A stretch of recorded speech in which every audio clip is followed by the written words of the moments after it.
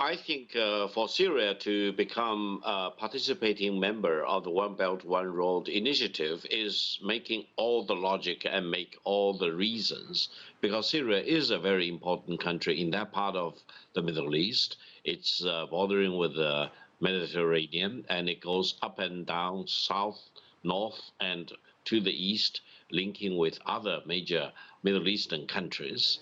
And therefore, for Syria to play a role in this Belt and Road initiative is the logical thing to do. Now, I would say all countries need to oppose foreign attempts to carve Syria into little bits and pieces and try to create their own spheres of influence in Syria, because that's in gross violation of the sovereignty and territorial integrity of Syria.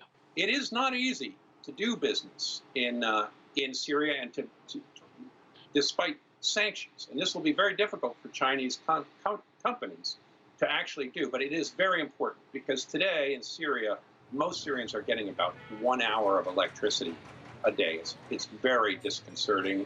It means that companies can't run, schools don't get lighting.